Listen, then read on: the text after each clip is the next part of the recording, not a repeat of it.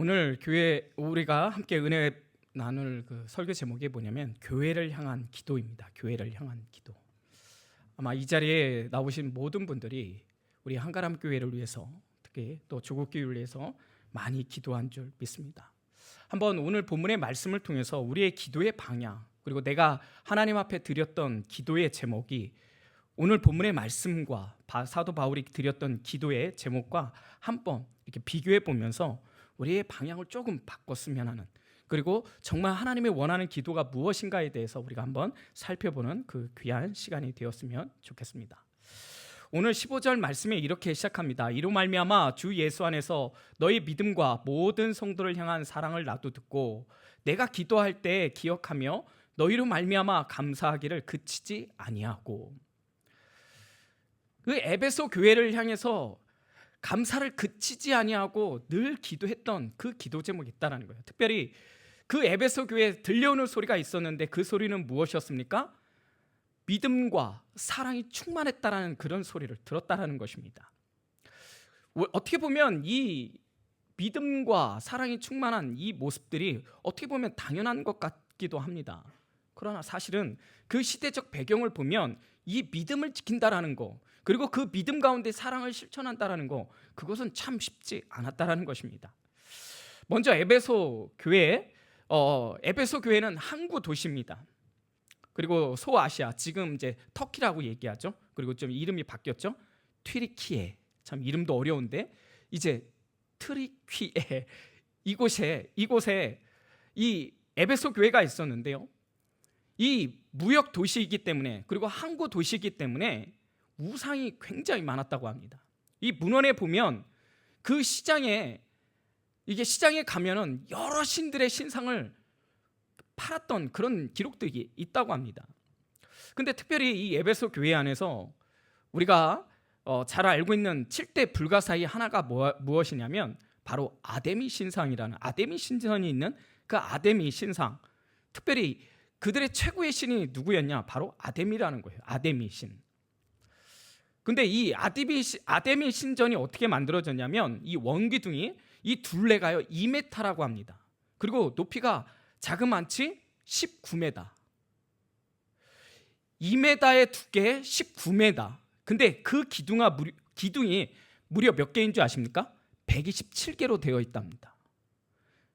여러분 상상을 해보면 이 2m 되는 그 두께에 119m가 되는 그 기둥이 있는, 127개가 있는 그 기둥이 있는 그 신전, 어마어마하죠, 사이즈가.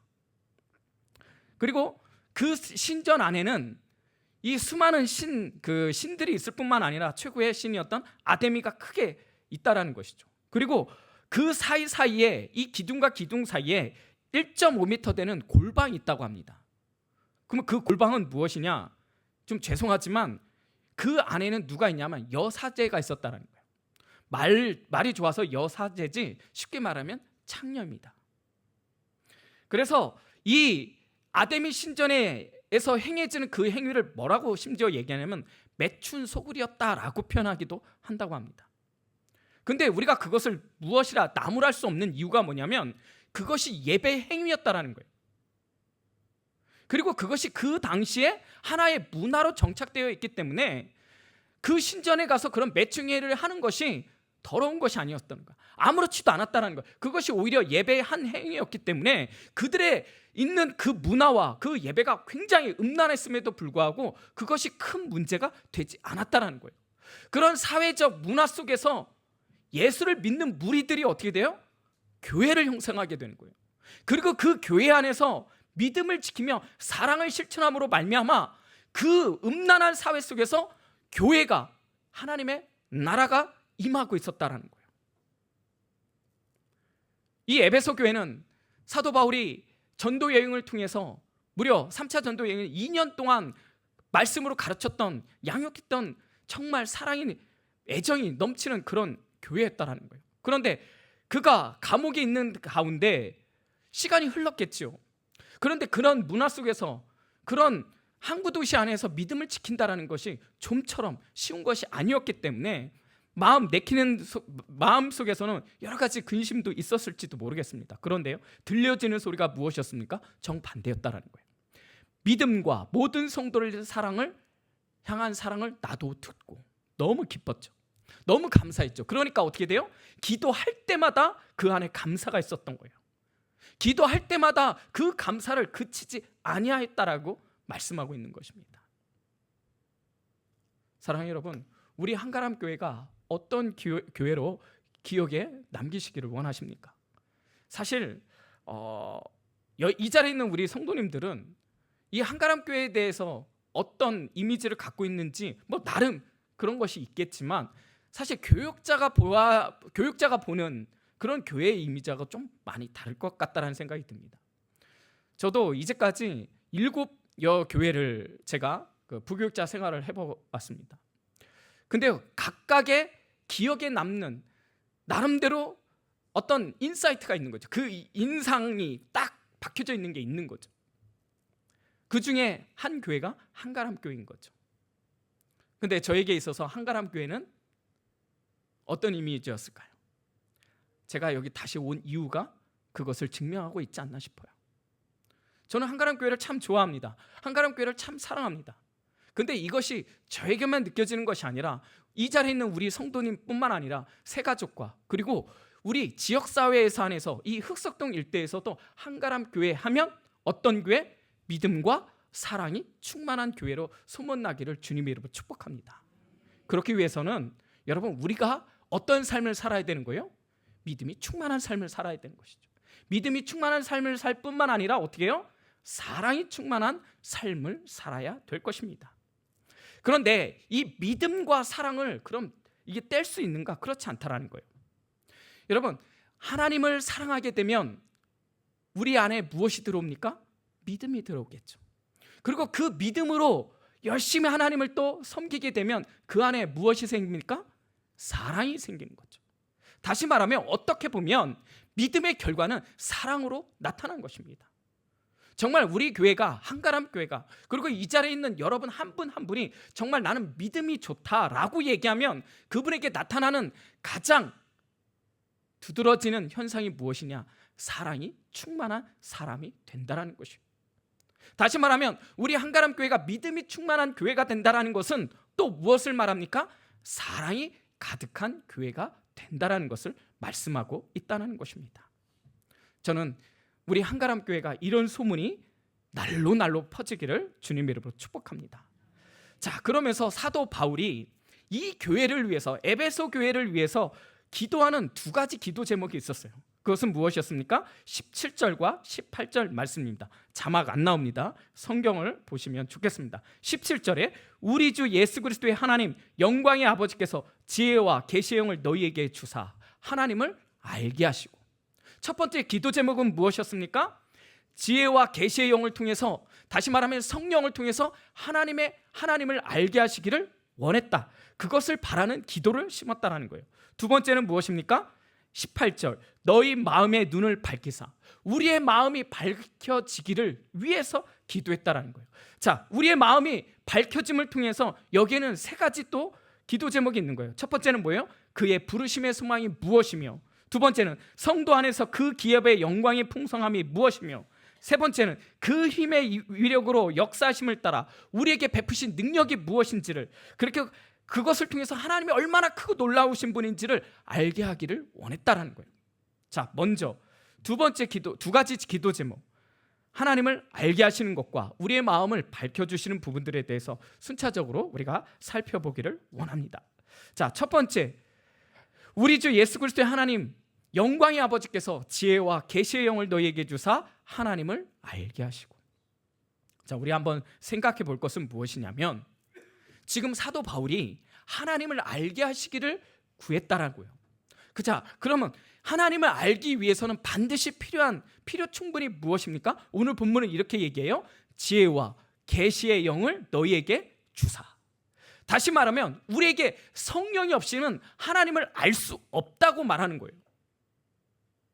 그런데 우리 한번 생각해 볼 것은 무엇이냐면, 자, 지혜와 계시의 영, 성령을 통해서 하나님 아는 거 좋습니다.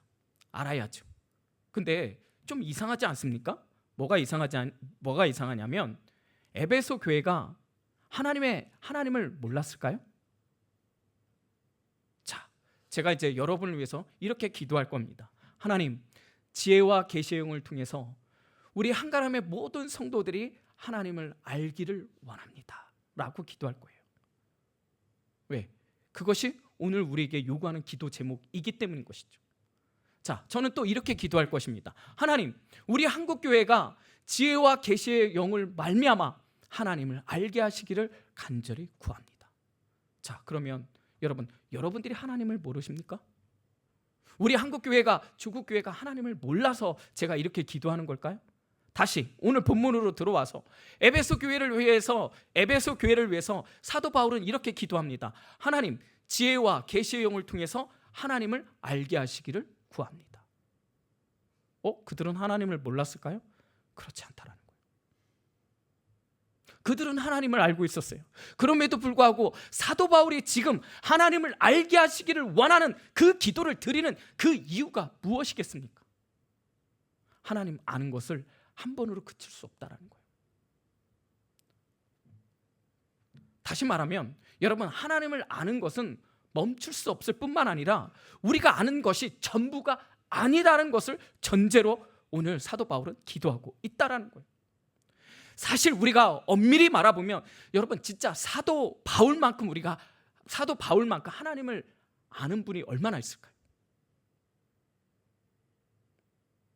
그렇기 때문에 사도 바울은 오히려 더더욱 나만큼이라도, 어쩌면 이 기도 제목은요, 내가 하나님을 알면 알수록 모르기 때문에, 너무나 깊고 놀랍기 때문에, 너무나 오묘하기 때문에, 그래서 사도 바울이 에베소 교회를 위해서 기도할 때마다 그 안에 간절한 소원은 무엇입니까? 나를 넘어서 하나님 알기를 간절히 원합니다. 근데 누구를 통해서요? 지혜와 계시의 영, 성령을 통해서 알기를 누구보다도 원했다라는 것입니다. 하나님을 아는 것, knowing about God과 knowing God, 이 about 하나 차이가 엄청난 차이라는 거예요. knowing about God은 무엇입니까? 하나님에 대해서 아는 것을 말하는 것이고, knowing God이라는 것은 무엇입니까? 하나님을 체험적으로 아는 것을 말하는 거예요. 사랑하는 여러분, 저에 대해서 얼마나 알고 계십니까? 제가 가끔 이렇게 말씀을 강하게 하고 이렇게 막 큰 소리 하면 굉장히 강해 보이는 그런 이미지를 갖고 있지 않습니까? 근데요, 저를 만나보는 사람들은 뭐라고 얘기합니까? 부드럽다고 얘기합니다. 뭐라고 그랬어요? 따뜻하다라고 이야기합니다. 맞습니까? 그런 분에게 복이 충만하기를 기도합니다. 여러분, 우리가 겉으로 보는 것과 진짜 만나고 그리고 사귀어서 만나는 거는, 교제하는 건 전혀 다른 거예요. 제가 이제 CCC에서 대표 순정을 하다 보니까 제가 나름대로 약한 모습을 보이지 않기 위해서 무단히 애를 썼어요. 제가 다른 우리 동기들, 선배들 그 앞에서는 굉장히 강한 척을 했지만, 한편으로는 교회 가서, 그리고 그 CCC 그 룸, 그 방에 들어가서 얼마나 많이 울면서 기도했는지 몰라요. 그래도 그 멤버들이 오면은 눈물 싹 닦고 강한 척했어요. 그리고 나서 이게 이제 순원이라고 합니다. 이렇게 순원들과 이렇게 성경 공부하는데 제가 어느 날 이렇게 얘기했어요. 나 사실은 너무 힘들어. 그거 아니? 나 너희들 없을 때 하나님 앞에 엄청 울어. 이렇게 했더니요, 한 순원이 이렇게 얘기하는 거예요. 순장님도 울어요? 제가 그 이야기를 듣는데 한편으로 회개가 되더라고요. 그런데 이렇게 가까이 알게 되면 또 다른 모습을 보게 되는 거예요. 깊어지는 거예요. 중요한 건 무엇이냐면, 우리가 하나님에 대해서 아는 것, 그분은 창조주 하나님이십니다. 우리를 사랑해서 독생자 예수 그리스도를 아낌없이 우리에게 주신 분이십니다. 이 세상을, 이 만물을 다스리는 분이십니다. 여러분, 그것은 다 알아요. 세상 사람들도 어느 정도는 알아요. 여러분, 심지어 오늘 성경에서는 뭐라고 얘기하냐면 귀신도 안다라고 얘기해요. 그러나 그것은 지식으로 하는 것이죠. 정말 중요한 것은 여기서 말하는 하나님을 알게 하시고 이 안다라는 이것은 무엇입니까? knowing God. 하나님이 진짜 그 마음이 어떤 분인지를 우리가 아는 것, 그것이 중요하다라는 거예요. 지금 사도 바울이 하나님을 알게 하시고 할 때 그 알에 대해서 기도했던 이유는 무엇이에요? 그 성경에 나와 있던 그 모든 하나님에 대해서 마음으로, 경험으로, 체험으로 알게 하시기를 원한다라는 거예요. 우리가 성경 공부를 하게 되면 참 안타까운 것은 무엇이냐면, 성경 공부를 하면 할수록 하나님을 알아가는 것은 분명한데 마음이 강팍해지는 분들이 있어요. 우리가 직분을 받는 건 굉장히 중요합니다. 그 직분을 통해서 하나님을 섬기고 교회를 섬기는 건 너무나 중요합니다. 그런데 직분을 받을수록 마음이 강팍해지는 사람들이 있다는 거예요. 왜 그렇습니까? 그분들의 특징은 뭘까요? 지식으로 하는 거예요. 마음으로 알고 경험으로 알게 되면 어떻게 되는 거예요? 제가 서두에도 이야기했지만 믿음이 있다면 그것은 결과로 무엇으로 증명된다고요? 사랑으로 나온다는 거예요.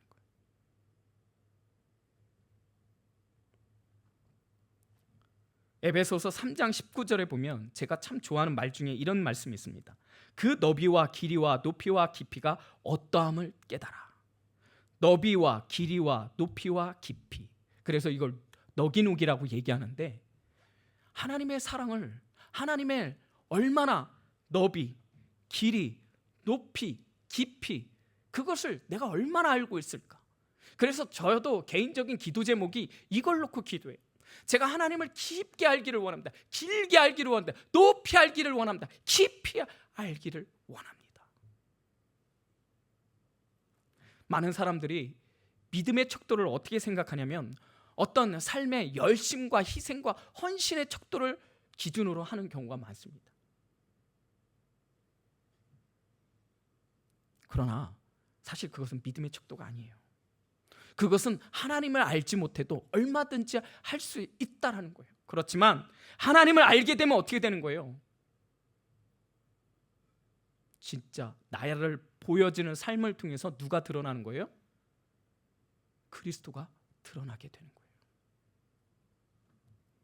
그럴 때 우리는 진짜 하나님을 아는 삶을 살아가는 한 그리스도인으로 이 땅 가운데 살아가는 것입니다. 여호와 이레. 여러분, 여호와 이레 하면 떠오르는 게 무엇입니까? 아브라함이죠. 아브라함이 독생자, 독자 이삭을 하나님 앞에 바쳤을 때, 그때 순양을 예비함으로 말미암아 그 모리아산에 그 이름을 뭐라고 얘기하는 거예요? 여호와 이레라고 얘기하는 거예요. 우리는 지식으로 알고 있습니다. 그런데 중요한 건 뭐냐면 그것을 체험으로 알게 돼야 되는 거죠. 제가 신학을 하기 전에 늘 나오는 레파토리 중에 하나인데, 제가 호주에 2년 동안 산 적이 있습니다. 저 나름대로 비전이라는 그럴듯한 그 이후로 28살에 호주에 들어갔습니다. 전체로 다 이야기할 수 없지만 정말 고생 많았습니다. 집 떠나면 개고생이라고 그러죠. 정말 힘들게 살았습니다. 심지어 그때 놀러 왔던 제 친구가 저보고 거지인 줄 알았다고 합니다. 왜냐하면 제가 그때 일을 하고 있는데 잔뜩 먼지를 온몸에 받고 있었고, 또한 이렇게 모자를 쓰고 있었는데 너무나 초췌했던 것이죠. 그때 몸무게 제가 45kg 나갔었습니다. 지금으로서는 상상할 수 없는, 근데 그만큼 힘들게 살았었어요. 그리고 나서 거기서 2년 만에 비자에 문제가 생겨서 한국으로 돌아오는데 얼마나 힘들었는지 몰라요. 그 2년이라는 시간이 너무나 아까웠던 거예요. 나는 비전을 향해서, 진짜 하나님 그 비전을 향해서 그 비전을 보여주십시오 라는 기도 제목으로 호주에 갔는데, 그러나 제가 돌아온 그때는요 너무나 패배자의 모습이었던 것이죠. 그때는 몰랐습니다. 그런데 그거 아십니까? 제가 그 과정을 통해서 결국은 신학을 하게 되었고 지금 이렇게 주의 종의 길을 걷게 되었다는 거예요. 더욱이 감사한 건 뭐냐면, 제가 그때 섬겼던 그 교회에 담임 목사님께 연락을 드렸어요. 목사님, 제가 이제까지 마음에 품고 있었던, 그래서 미루고 있었던 기도 제목 중에 하나가 있었는데 제가 이제 드디어 신학의 길을 가기를 결정했습니다 라고 이렇게 전화를 드렸어요. 그랬던데요, 그 목사님이 이렇게 얘기합니다. 제가 그때 이제 목사님이 저를 어떻게 불렀냐면 염 리더라고 불렀어요. 염 리더. 제가 그때 평신도였지만 청년부하고 청소년부를 제가 인도하고 있었거든요. 그래서 저를 염 리더라고 불렀어요. 그랬더니 그 목사님이 이렇게 얘기하는 거예요. 염 리더, 나는 자네가 신학을 할 줄 알았네라는 거예요. 그러면서 저에게 선물을 주셨는데 뭐였냐면 입학금과 등록금 전액을 저에게 보내주셨습니다. 아멘은 나와야 되는 거 아니에요? 여러분, 몰랐어요. 그때는 내가 이런 과정, 내가 너무나 힘든 그 모든 과정, 왜 이렇게 살아야 되는지 전혀 몰랐어요. 그러나 그 과정을 통해서 얻게 되는 게 있었어요. 무엇입니까? 여호와 이레, 나를 준비하신 그 하나님. 그때 저는 아무것도 재정적인 여유도 없었어요. 그런데 하나님께서 심지어 등록금과 그리고 입학금 모든 전액을 그 목사님을 통해서 받을 수 있었다는 거예요. 여러분, 그때 제가 여호와 이레는 지식이 아니라 무엇으로? 경험으로, 가슴으로 알게 되는 것이죠. 사랑하는 여러분, 저는 이 자리에 있는 우리 모두가 지식으로 아는 knowing about God이 아니라 knowing God, 하나님을 체험으로, 경험으로 아시는 저와 여러분이 되시기를 주님의 이름으로 축복합니다. 그런데 이것은요, 반드시 성령을 통해서만 알게 한다는 거예요. 사랑하는 여러분, 지금 살아가는 과정 속에서 이해할 수 없는 것들이 너무도 많이 있습니다. 풀리지 않는 숙제가 너무도 많습니다. 이 문제가 해결됐으면 좋겠는데 풀리지 않는 것이 너무도 많이 있습니다. 그런데요, 기억하십시오. 반드시 성령님 통해서 여러분에게 알게 하시기를 반드시 그날이 올 줄 저는 믿습니다. 그래서 우리는 기도해야 되는 그 기도 제목 중에 하나는 뭐냐? 지혜와 계시의 영을 통해서 하나님을 알게 하는 일을 위해서 기도해야 되는 거예요. 이 자리에 구역장님이 있으십니까? 이 자리에 공동체의 장이 있으십니까? 기관에 어르신들이 있습니까? 그렇다면 우리가 이렇게 함께 기도해야 되는 거예요. 지혜와 계시의 영을 통해서 하나님을 알게 하시고, 이것이 진정 하나님의 축복인 줄 여러분 믿으시기를 주님의 이름으로 축복합니다. 두 번째, 너희의 마음에 눈을 밝히사. 우리가 이것을 통해서 알 수 있는 것 중에 하나는 또 무엇입니까? 우리의 육체의 눈뿐만 아니라 마음의 눈이 있다라는 거예요. 마음의 눈이 있다라는 거예요. 우리의 육체적인 눈으로 많은 것을 본다고 하지만 정작 봐야 될 것들은 바라보지 못하는 경우들이 너무 많이 있다라는 거예요. 특별히 영적인 복이 있죠. 영적인 눈이 열리지 않고서는 그 하늘의 복을 볼 수 없다라는 거예요. 그래서 오늘 본문은 너희 마음의 눈을 밝히사, 이것을 놓고 기도하고 있다는 것입니다. 저는 이 자리에 있는 여러분이 영적인 눈이 활짝 열려지시기를 주님의 이름으로 축복합니다. 러시아 공산혁명이 일어날 때 일이라고 얘기합니다. 그때 그 공산혁명이 일어나는 가운데 이 교회를 굉장히 많이 핍박을 했다고 합니다. 그런데 이 한 무리가 교회를 핍박하는데 그 교회 안에서 기습을 했더니 거기에 12명이 예배를 드리고 있었다라는 거예요. 그래서 그들을 붙잡아 갖고 며칠을 굶겼다고 이야기합니다. 그 며칠을 굶긴 그들을 밖으로 끄집어내면서 그 얼음이 있는, 얼음 구덩이가 있는 그곳에 그들을 발개 벗겨 갖고 그 얼음 구덩이를 파괴했다라는 거예요. 각자 그 얼음 구덩이를 파괴해서요, 그 속에 들어가게 했다라는 거예요. 꽁꽁 얼어붙은 그 강에 그 얼음 구덩이를 만들어서 그곳에 들어가게 했다라는 거. 여러분, 얼마나 춥겠습니까? 그리고 얼마나 배고팠겠습니까? 쩔쩔 굶면서, 그리고 굶긴 그들을 또한 그 얼음 구덩이에 넣었으니 얼마나 비참하고 잔인합니까? 그런데요, 그 무리들은요, 그 앞에서요 불을 쬐면서 맛있는 음식을 먹는 거예요. 여러분, 얼마나 고통스러웠겠을까요? 그렇게 한참의 시간이 지나고 또 지나고, 그런데 그때 한 형제가 신음소리와 함께 그 얼음 구덩이를 기어 올라오는 거예요. 얼마나 고통스러웠을까요? 얼마나 힘들었을까요? 얼마나 배고팠을까요? 얼마나 추웠을까요? 그런데 지금 앞에 불을 쬐면서 맛있는 음식을 그걸 보면서 얼마나 그 유혹이 간절했을까요? 결국 견디다가 견디지 못하고 그 얼음 구덩이를 올라오는 그 형제를 무리들이 바라보면서 비웃는 것이죠. 조롱하는 것이죠. 그런데 놀라운 일이 생겼어요. 그 무리 중에 한 사람이 갑자기 다 발가벗고는 갑자기 그 구덩이로 뛰어 들어가는 거예요.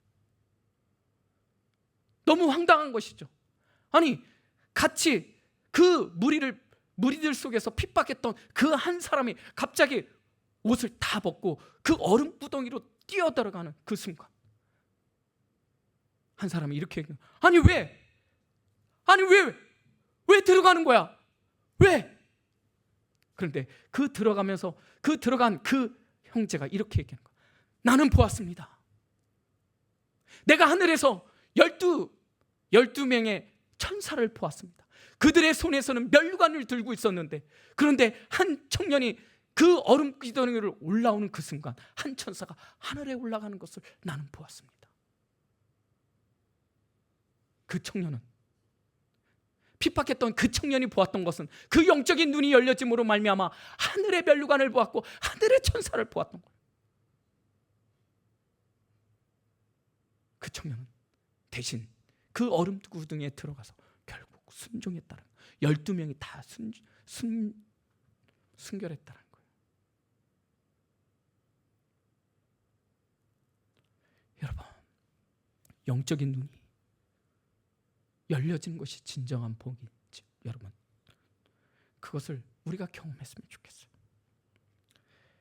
엘리사가 하나님의 능력으로 아람의 비밀을 캐내어 이스라엘 왕에게 가르쳐 줍니다. 그러다 보니 아람 왕이 할 때마다 실패하는 거예요. 첩자가 있는가 찾아봤는데 없어요. 결국 알아냈는데 그 원인이 누구에게 발견된 거예요? 엘리사에게 알게 되는 것이죠. 엘리사 때문에 우리 모든 것들이 다 탄로가 났던 것입니다. 어떻게 되는 거예요? 그러니까 이 아람 왕이 화가 잔뜩 나서, 그래서 군대를 파견해서 어떻게 해요? 그 엘리사가 살고 있는 그 도시를, 도단을 감싸고 있었던 것이죠. 밖에 나왔던 사환이 그걸 보며 이렇게 얘기합니다. 어찌해야 합니까? 너무나 두려웠던 것이죠. 어떻게 해야 됩니까? 그럴 때 엘리사가 이렇게 얘기합니다. 두려워하지 말라. 우리와 함께한 자가 그들보다 많다. 그러면서 엘리사가 기도했고, 그리고 나서 그 영적인 눈이 열려지기를 위해서 간구했을 때 그 사환의 눈이 열려지는 것이. 그렇더니 그 열려진 눈으로 바라보니까 이 엘리사 주변에, 그리고 그 아람 군대를 둘러싼 불병과 불말들이 가득했던 것이죠.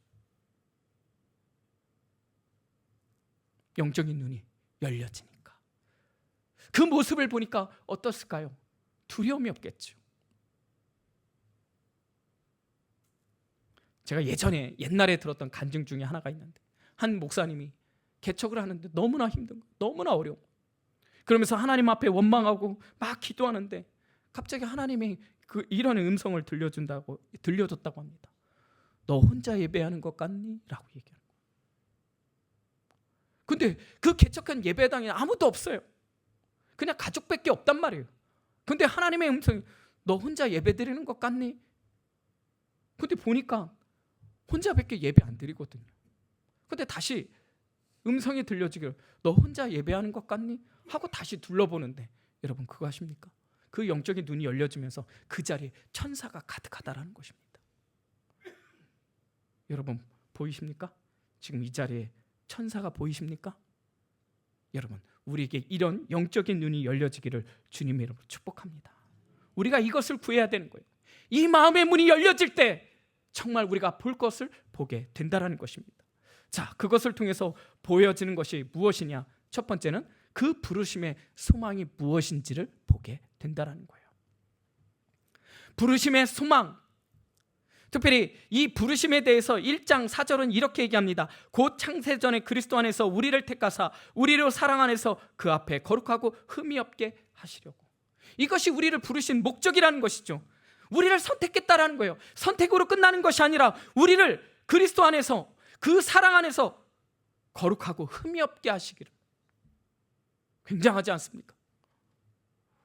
우리는 죄투성입니다. 우리가 하는 것마다 범하는 것밖에 없습니다. 그런데요, 그런 우리를 하나님은 부르셨어요. 그리고 나서 우리를 어떻게 하기를 원하십니까? 그 사랑 안에서 그 앞에 거룩하고 흠이 없는 자로, 하나님의 자녀로 세우시기를 원했다라는 거예요. 그 소망을 우리에게 담고 우리를 부르셨다는 사실, 여러분 기억하시기를 주님으로 축복합니다. 우리를 부르신 목적이 있다라는 거예요. 예수님을 닮는 사람으로, 하나님을 닮는 자녀로 부르셨다라는 거예요. 이 자리에 있는 우리 모두가 우리가 자녀를 키울 때 그 자녀의 모습을 보면서 흐뭇한 미소를 지을 때가 있지 않습니까? 내 자녀를 보면서 인상 쓰는 분들이 있습니까? 아니잖아요. 내 자녀를 보면서 너무 기쁜 거예요. 너무 감사한 거예요. 제가 지금도 승원이를 안고 자는데 너무 예뻐요. 너무 잘생겼어요. 너무 사랑스러워요. 여러분, 이 마음이 우리 하나님의 마음 아니겠습니까? 그리고 그 아이를 향한 그 간절한 기도 제목이 무엇이겠습니까? 하나님을 잘 아는 것 아니겠습니까? 하나님을 잘 섬기는 것 아니겠습니까? 무엇보다도 하나님의 부르심을 알기를 누구보다도 간절히 기도하는 것처럼 하나님 역시 우리를 향해서 우리를 부르신 목적이 있다라는 거예요. 우리를 부르신 계획이 있다라는 거예요.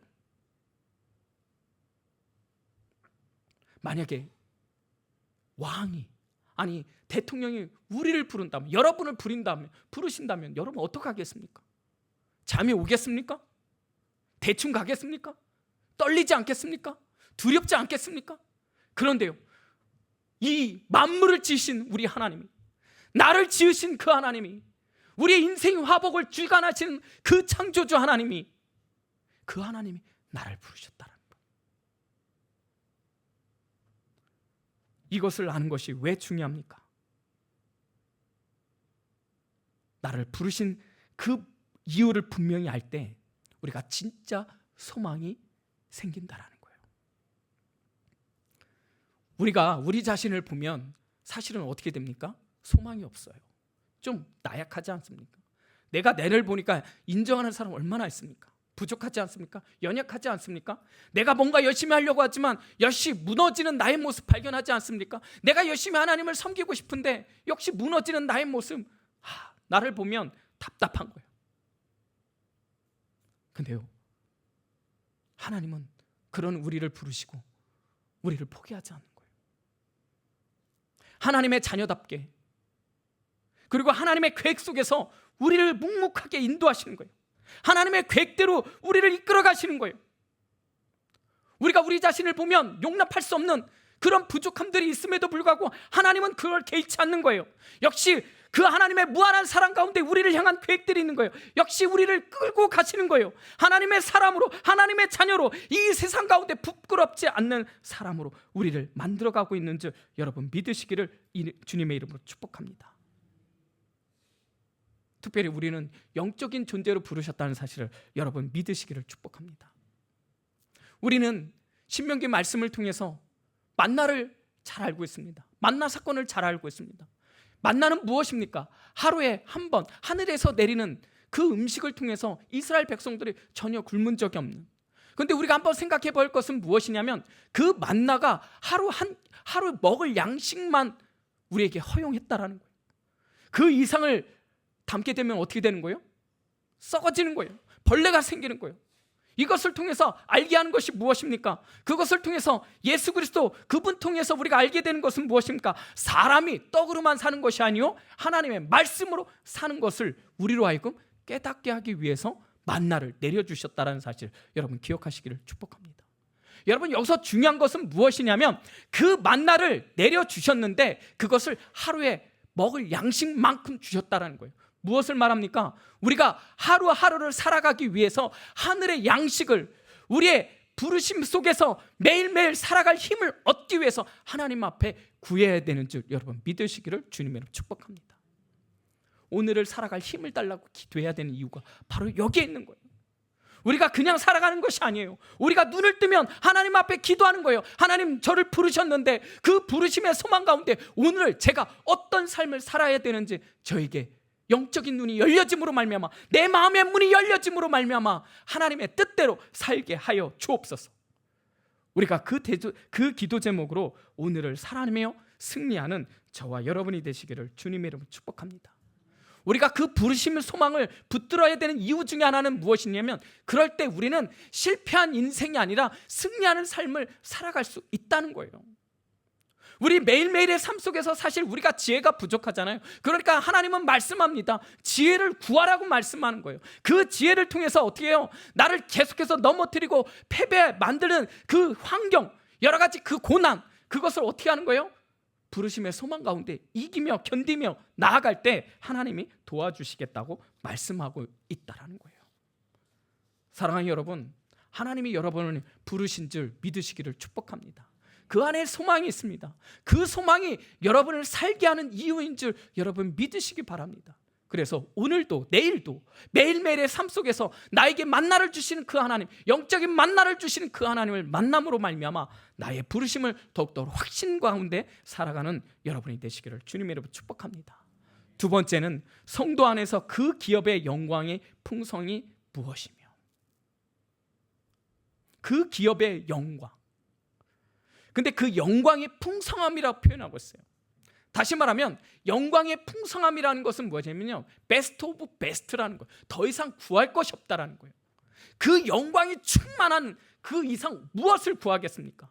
그런데 그 영광이 어떤 영광이에요? 하나님의 기업을 잇는 영광이라는 거예요.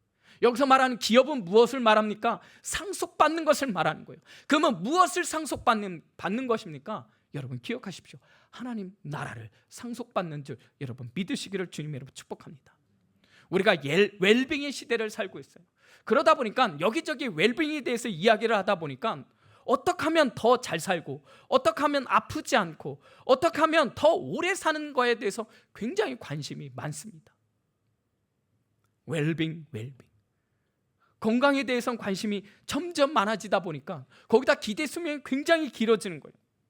어쩌면 그것이 인간의 기본적인 욕구일 것 같습니다. 오래 살고 싶은 마음 누구나 다 갖는 것 같습니다. 그런데 그렇게 웰빙을 외치다 보니까 내 세에 대한 관심이 점점 더 흐려터가 가는 것은 아닌가 싶은 생각이 들 때가 있어요. 마치 천국을 사모하고 새 하늘과 새 땅을 말하면 그냥 어떤 목적 없이 너무 인생에 목적이 없는 것 아니야? 그렇게 치부에는 그런 세대를 살고 있는 것 같은 그런 착각 속에 살기도 합니다. 내가 하나님 나라를 얘기하고 천국을 얘기하면 정말 약해 보이는, 무슨 천국을 말하고 있어? 지금 잘 살아야 되지 않겠어? 그렇습니다. 세상은요, 인생은 한 방이라고 얘기하는 거예요. 지금 아이들이 꿈이 무엇이냐고 물으면 여러분 잘 알고 계시죠? 그 비전이 무엇이냐 1위가 뭔지 아세요? 건물주래, 건물주. 옛날에는 그렇게 얘기하지 않았어요? 전 대통령이 될 거예요. 저는 형사가 될 거예요. 저는 법관이 될 거예요. 근데 요새 애들은 뭐라고 얘기한다고요? 건물주.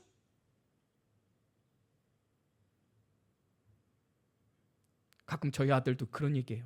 비트코인 사갖고 부자 되겠다고. 이제 초등학교 5학년 뭘 안다고. 그런데 그렇게 만든 게 누구예요? 사실 우리라는 거예요. 이 세대라는 거예요.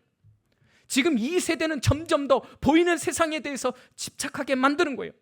웰빙이라는 그 이유 속에서 현세에 대해서 더 관심을 갖게 만든다는 거예요.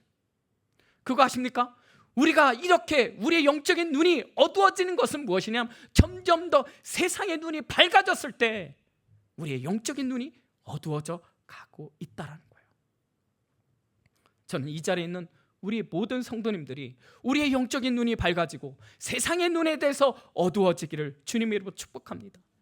세상의 눈에서 너무 밝아지면, 그 세상의 눈이 밝아지면 밝아질수록 무엇을 기대합니까? 무엇을 소망합니까? 세상의 것을 소망하는 것이죠. 내가 지금의 삶에 대해서 안주하지 않습니다. 만족할 수가 없습니다. 그러니까 더 좋은 차를 원하고, 더 넓은 집을 원하고, 더 많은 돈을 원하고, 더 많은 노후를 어떻게 하면 혜택을 누릴 수 있는가에 대해서 관심은 점점 많아지는데, 그러나 정말 오늘 본문에서 말하는 그 기업의 영광에 대해서, 그 새하늘과 새 땅에 대해서, 내 세대에서는 우리가 얼마나 많은 관심을 갖고 거기에 집중하고 있는지 우리 자신을 한번 돌아보는 이 시간 되시기를 주님의 이름으로 축복합니다. 사랑하는 여러분, 먼저 그의 나라와 그의 의의를 구하라고 이야기합니다. 먼저 그의 나라와 그의 의의를 구할 때 우리에게 주어지는 상급이 있다는 거예요. 우리에게 주어지는 상속권이 있다는 거예요. 무엇입니까? 하나님의 나라라는 거예요. 하나님의 나라. 여러분 굉장하지 않습니까? 우리가 하나님의 나라를 소유받는 다른 거 너무나 놀랍지 않습니까? 우리가 이 세상 가운데 살아가면서 행복하지 않는 이유에 대해서 어떤 신학자가 이렇게 얘기하는데, 그것은 무엇이냐면 우리의 영적인 눈이 어두워짐으로 말미암아 오늘 본문에서 나와 있는 하늘의 신령한 복을 이미 다 주었다고 이야기하지만 그것을 바라보지 못했기 때문에 우리는 점점 더 불행한 삶을 사는 것이다라고 말하는 있다. 그렇습니다. 우리의 영적인 눈이 열려지는 이유가, 우리의 마음의 눈이 열려지는 이유가 반드시 필요한 이유는 무엇입니까? 하늘의 상급이 있다라는 거예요. 하늘의 상속권이 있다라는 거예요. 나에게 주어질 기업이 있다라는 거예요. 그것은 하늘의 신령한 복, 하나님의 나라를 우리가 소유하고 있는데, 우리가 그것을 보여주고 있는데 영적인 눈이 밝아지지 아니하고서 그거를 바라볼 수 없다는 거예요.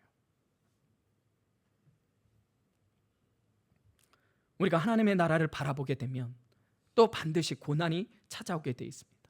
우리가 무너지고 우리를 넘어뜨리는 세력들이 있다라는 거예요. 왜요? 사단은 그것을 내버려 두지 않기 때문이에요. 우리의 환경을 통해서 자꾸 넘어뜨리려는 어떤 세력들이 있다라는 거예요. 그런데 여러분 기억하십시오. 우리가 그것을 견뎌낼 수 있는 그 원동력은 바로 하늘의 소망이 있다라는 거, 하늘의 기업이 나에게 물려질 상속권이 있다라는 거 여러분 기억하시기를 주님 이름 축복합니다. 만약에 여러분 일주일 금식하면 여러분에게 100억을 준다면 해보지 않겠습니까? 저는 하겠습니다. 아니 저는 2주도 해보겠습니다. 100억을 준다면. 근데 하물며 영원한 하나님의 나라를 우리에게 주시겠다는데, 여러분 지금 나에게 주어진 그 고난 견딜 수 있지 않겠습니까? 알프레드 윌리스라는 영국의 식물학자, 자연과학자가 있다고 합니다. 그런데 이 과학자가 하루는 참나무 누의 나방을 관찰하는 가운데 이 누의 고치, 이 고치 안에서 그 안에 있는 애벌레가 어떻게 해요? 쪼아갖고 문을 열어갖고 그 틈 사이로 나오는데요, 한나절이 걸리더라는 거예요. 그거를 관찰하고 있었던 거예요. 그러더니 그 나왔던 나방이요, 어떻게 되는 거예요? 날개를 퍼덕퍼덕거리면서 막 날아가는 거예요. 근데 그 색깔도 얼마나 예쁘든지. 근데 또 다른 나방을 보니까 그 고치에서, 누의 고치에서 어떻게 해요? 계속 쪼는 게 있는 거죠. 그래서 이 박사님이 어떻게 된 거예요? 이 과학자가 살짝 칼로 이렇게 딱, 왜? 쉽게 나올 수 있도록 이렇게 틈을 만들어준 거예요. 그랬더니 금세 나온 거죠. 근데 그거 아십니까? 근데 그렇게 나왔던 그 나방이 어떻게 되는 거예요? 색깔도요, 아름답지 않고 퍼덕퍼덕 날다가 죽더라는 거예요. 이것을 통해서 알 수 있는 건 뭐예요? 지금 나에게 주어지는 그 고난, 여러분 그걸 견디고 나올 때 날아갈 수 있는 거예요. 다시 말하면 우리에게 주어지는 그 고난 속에서 우리가 하나님 나라의 그 소망 가운데 그것을 바라게 되면 어떻게 해요? 소망의 날개를 통해서 우리가 이 세상 가운데 날아갈 수 있는, 세상을 등지고 오히려 하나님 나라를 날아갈 수 있는 우리가 될 줄 여러분 믿으시기를 주님 여러분 축복합니다. 야고보서 1장 12절 말씀에 시험을 찾는 자는 복이 있나니 이는 시련을 견뎌낸 자가 주께서 자기를 사랑하는 자들에게 약속하신 생명의 면류관을 얻을 것이기 때문이라. 여기서 말하는 시련을 견디는 자, 이게 원문에 보니까 도키모스라고 돼요. 도키모스. 이게 어떤 뜻을 갖고 있느냐? 자격을 인정받다, 공인하다라는 뜻을 갖고 있어요. 다시 말하면 이 도키모스, 이 시련을 견디는 것을 통해서 어떻게 되는 거예요? 믿음의 면허증을 받는 거예요. 여러분 우리에게 주어지는 이 고난을 견뎌냈을 때 도키모스, 우리가 하나님 앞에 믿음의 면허증을 받을 줄 여러분 믿으시기를 주님의 이름으로 축복합니다. 마지막 세 번째, 그 힘의 위력으로 역사하심을 따라 믿는 우리에게 베푸신 능력의 지극히 크심을 어떠한 것을 너희로 알게 하시기를 구하노라. 제가 이 말씀을 전하면 여기 있는 사람들이 모두 저를 째려볼 것 같아서 이것은 다음 기회에, 왜냐하면 그 다음 말씀과 연결되어 있기 때문에, 그래서 오늘은 여기까지 말씀을 나누고자 합니다. 사랑하는 여러분, 갑자기 얼굴이 밝아지네요. 사랑하는 여러분, 우리가 교회를 향해서 기도하는 제목, 얼마나 우리 한가람교회에서 위해 기도하고 있습니까? 많이 기도한 줄 믿습니다. 특별히 우리가 성전을 위해서 많은 기도를 심어야 될 줄 믿습니다. 정말 기도가 필요할 때입니다. 참 어려운 시대입니다. 이 어려운 시대에 교회가 교회로서 거듭날 뿐만 아니라 이 세상의 방주가 되기 위해서 우리가 얼마나 많이 기도해야 될 줄, 우리가 다시 한번 교회를 위해서 기도할 때, 특별히 오늘 사도 바울의 기도처럼 우리의 영적인 눈이 열려지기를 위하여, 하나님을 알게 하시기를 위하여 우리가 함께 기도하는 저와 여러분이 되시기를 주님의 이름으로 축복합니다. 다시 한번 오늘 본문의 말씀을 기억하면서 우리가 진정으로 교회를 향해서, 아니 내 자신을 위해서, 우리 교회들을 위해서 기도하는 그 기도의 제목이 어떠한가를 다시 한번 살펴보며 사도 바울의 마음과 무엇보다도 하나님의 마음으로 우리의 기도 제목을 바꿔나가는 저와 여러분이 되시기를 주님의 이름으로 축복합니다.